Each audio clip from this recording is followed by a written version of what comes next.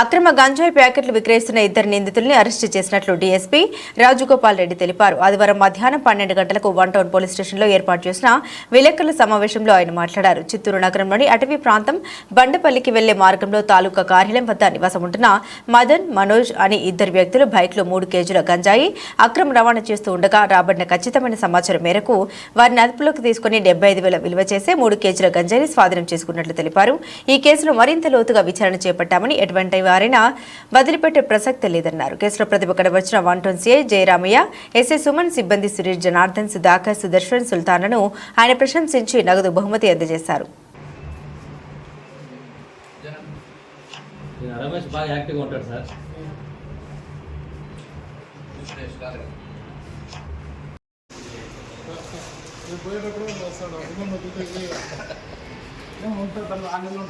చాలా ఫోటో మాకు తెలుసు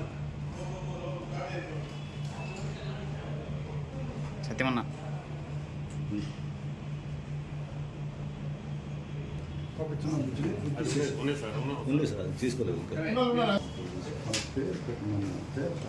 అందరికీ నమస్కారం.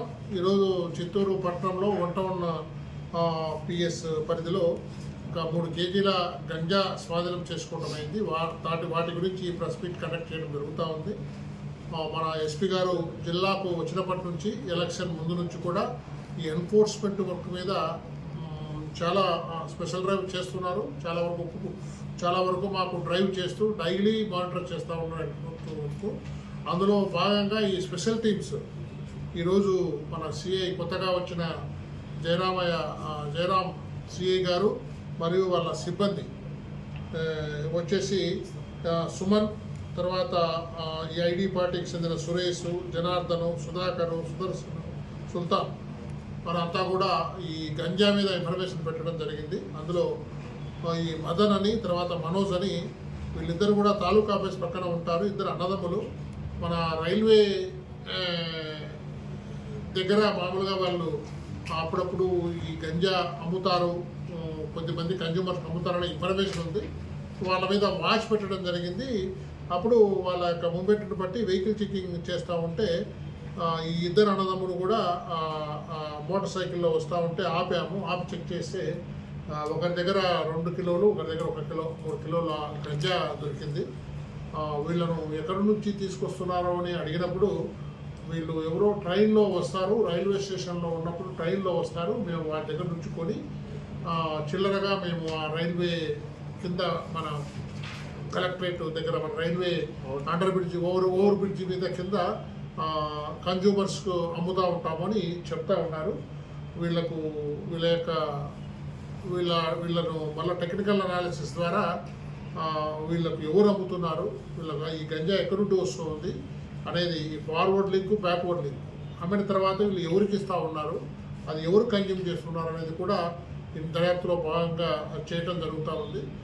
ఏదేమైనప్పటికీ గంజాపై మన ప్రభుత్వము కూడా ఉక్కుపాదం మోపమని చెప్తా ఉంది. మాకు చాలా స్పెసిఫిక్ గైడ్లైన్స్ ఉన్నాయి, స్పెసిఫిక్ ఇన్స్ట్రక్షన్స్ ఉన్నాయి.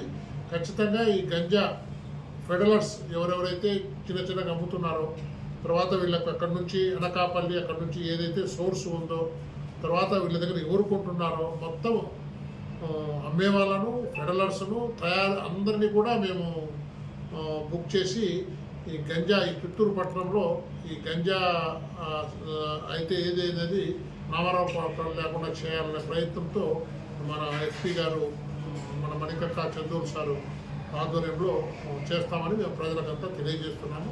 ప్రజలంతా కూడా మీకు ఏదైనా సమాచారం ఉంటే మా ఎస్పీ గారికి కానీ, మాకు కానీ, డైరెక్టర్కి కానీ చెప్తే మీ పేర్లు గోప్యంగా ఉంచబడతాయి. మీ యొక్క సమాచారం ఎవరికి చెప్పము.